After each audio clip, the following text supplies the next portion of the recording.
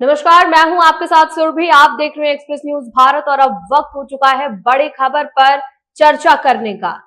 आपको बता दें कि उच्च शिक्षा से जुड़ा एक बड़ा फैसला सामने आ रहा है, जहां सुप्रीम कोर्ट ने यूजीसी के प्रमोशन ऑफ इक्विटी रेगुलेशन 2026 पर फिलहाल रोक लगा दी है। यह बड़ी खबर है, जहां कोर्ट का कहना है कि नियम पहली नजर में स्पष्ट नहीं है और इनके दुरुपयोग की आशंका से इनकार भी नहीं किया जा सकता है। आपको बता दें कि 23 जनवरी 2026 को जारी इन नियमों को कई याचिकाओं में मनमाना, भेदभावपूर्ण और संविधान के खिलाफ बताया गया था। अब सुप्रीम कोर्ट ने केंद्र सरकार से जवाब मांगा है और तब तक इन नियमों के संचालन पर भी रोक लगा दी गई है। तो क्या था रेगुलेशन में और क्यों उठ रहे थे सवाल, और अब आगे क्या होगा, आज इसी पर करेंगे बड़ी चर्चा। और हमारे साथ जुड़ रहे हैं डायरेक्टर इफ्तिकार त्यागी, जिनसे हम जानने का प्रयास करेंगे कि आखिर यह मामला क्या कुछ है। देखिए सर, जिस तरह से यूजीसी के नए नियमों पर सुप्रीम कोर्ट केंद्र सरकार से जवाब भी मांगा जा चुका है, आप इस पूरे मामले को किस तरह से देख रहे हैं? बिल्कुल सुरभि, ये देखा जाए तो केंद्र सरकार जहां इसको अपना मास्टर स्ट्रोक बता रही थी, तो सुप्रीम कोर्ट ने इस पर बड़ा झटका दिया है और सुप्रीम कोर्ट ने कई सारे गंभीर सवाल खड़े किए हैं इस कानून को लेकर। सुप्रीम कोर्ट का कहना है कि हम लोग जिस माहौल में रहते हैं उसमें जातिवाद, जातीय व्यवस्था को कम करना है और ये जो सरकार का कानून है ये तो और जातीय व्यवस्था को बढ़ाएगा। कई सारी सख्त टिप्पणी सुप्रीम कोर्ट ने की है और कहीं ना कहीं सरकार को इससे झटका लगेगा। सुप्रीम कोर्ट का मानना है कि ये इस तरह की जो चीजें हैं वो जो यूनिवर्सिटीज हैं, कॉलेजेस हैं, उनमें आपसी बच्चों में जातीय विद्वेष पैदा करेंगी और इससे और ज्यादा जो हमारी शैक्षणिक व्यवस्था है वो प्रभावित होगी। इसीलिए सुप्रीम कोर्ट ने इस पर कड़ी टिप्पणी की है और सुप्रीम कोर्ट ने अभी फिलहाल इस पर रोक लगा दी है। अगली तारीख तय की है, उसमें अगली सुनवाई होगी। जी देखिए, एक सबसे बड़ा सवाल यह है कि क्या ये नियम वास्तव में समानता बढ़ाने के लिए था या फिर इस तरह जो ये लेके आए थे यूजीसी में जो इक्विटी रेगुलेशन था, क्या इससे कहीं ना कहीं विवाद भी खड़े हो सकते थे?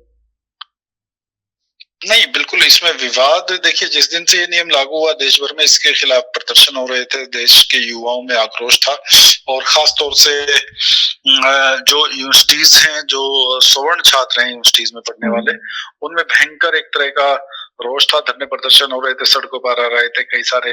आपने देखा होगा लखनऊ में बीजेपी के कई नेताओं ने इस्तीफा भी दे दिया था और कई सारे इस्तीफों का दौर शुरू हुआ था और बीजेपी और एनडीए में भी अंदर खींचतान थी। तो ऐसा नहीं कि सिर्फ और लोगों में, एनडीए के अंदर भी बहुत अच्छे हालात नहीं थे और एनडीए की कई सारी पार्टियां इसको लेके सहमत नहीं थी। उसके बाद भी कुछ लोगों ने इसमें सुप्रीम कोर्ट में कई सारी याचिकाएं दायर की हैं और इन याचिकाओं पर सुनवाई करते हुए सुप्रीम कोर्ट ने ये फिलहाल रोक लगाई है और अगली तारीख जो है वो 19 मार्च तय की है। इसमें सेंट्रल गवर्नमेंट को नोटिस जारी किया है केंद्र सरकार को और पूछा है कि इस तरह की जरूरत क्या पड़ी है आने की आपको।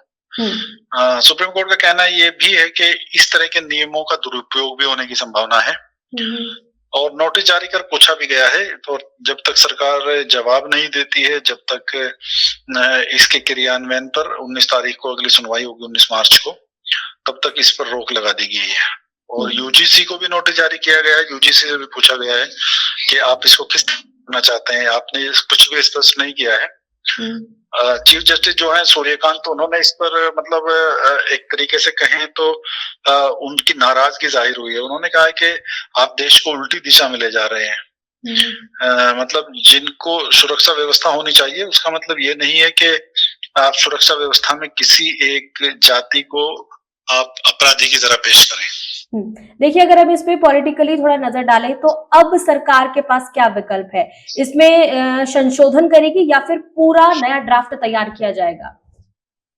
नहीं, अब देखिए जब सुप्रीम कोर्ट में मामला चला गया है, जब मुद्दा सुप्रीम कोर्ट में चला गया है, तो अब सरकार जो भी करेगी उसे सुप्रीम कोर्ट को ही पेश करना होगा। सुप्रीम कोर्ट ही इसमें अब जैसे 19 मार्च को नई सुनवाई होगी तो सुप्रीम कोर्ट के जो दिशा निर्देश हैं उनको पालन करना दोनों पक्षों के लिए, केंद्र के लिए भी और यूजीसी के लिए भी अनिवार्य होगा। और जब तक सुप्रीम कोर्ट को ये सेटिस्फाई नहीं कर देते हैं, सुप्रीम कोर्ट इस पर राजी नहीं होता है, तब तक इसका क्रियान्वयन नहीं हो सकता है संस्थानों में।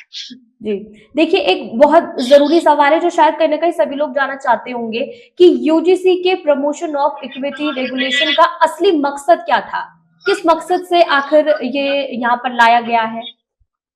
नहीं, बिल्कुल, देखिए वैसे तो इस ड्राफ्ट में कहना यह है कि जो एससी, एसटी और ओबीसी के छात्र हैं उनके साथ उनको सुरक्षा देना, उनके साथ जातीय जो भेदभाव है उसको समाप्त करना इस एक्ट का उद्देश्य था। लेकिन सवाल ये भी उठता है कि क्या सिर्फ सवर्ण छात्रों को छोड़ देना, ये क्या उनके साथ भेदभाव नहीं हो सकता है? सवाल ये भी है कि क्या सिर्फ सवर्ण छात्र अगर उसमें शामिल नहीं है, उनको बाहर किया गया, तो क्या सारे अपराधी वही हैं? फिर कमेटी जो बनाई जा रही है उन पर भी कई सारी आपत्तियां थी। शैक्षणिक माहौल में इस तरह की चीजें नहीं लगता, मुझे भी नहीं लगता है कि इस तरह की चीजें शैक्षणिक माहौल में होनी चाहिए, और सुप्रीम कोर्ट का जो निर्णय है उसका स्वागत करते हैं। जी देखिए, आखिरी सवाल और बहुत जरूरी, कहीं ना कहीं समानता के नाम पर राजनीतिक समीकरण साधे गए हैं, ये तो साफ तौर पर यहाँ पे कहीं ना कहीं देखा जा रहा है, और सरकार भी अब बैकफुट पर नजर आ रही है कहीं ना कहीं। नहीं, बिल्कुल, ये जो नियम है यूजीसी वाला, इससे सरकार बैकफुट पर भी है, सरकार के गले की हड्डी बन गई है। कई सारे राज्यों में चुनाव थे, सरकार चाह रही थी, सरकार का असल मकसद जो है वो चुनावी समीकरण साधना था, बिल्कुल आपने सही कहा। लेकिन अब कभी कभी कदम उल्टा पड़ जाता है, तो ये बिल्कुल उल्टा उनके गले की हड्डी बन गया, और जो सवर्ण जो कास्ट है वो सरकार का हार्डकोर वोटर माना जाता है। तो वो इससे नाराज था, सड़कों पर प्रदर्शन हो रहे थे, युवाओं में रोष था, इस्तीफों का दौर था, तो कई सारी चीजें ऐसी हो रही थी जिसको लेकर सरकार भी पशोपेश में थी, और कहीं ना कहीं सुप्रीम कोर्ट के इस फैसले से सरकार को झटका भी लगा है। लेकिन सरकार ने कहीं ना कहीं राहत की सांस भी ली होगी, क्योंकि फिलहाल धरने प्रदर्शन थमते नजर आएंगे। लेकिन बीजेपी को खासतौर से इससे इसकी जो छवि है उसको बड़ा नुकसान पहुंचा है, और इस तरह की घटनाओं से कहीं ना कहीं राजनीतिक नुकसान भी बीजेपी को होने की आशंका है। बिल्कुल, बहुत बहुत शुक्रिया आपका तमाम जानकारी के लिए।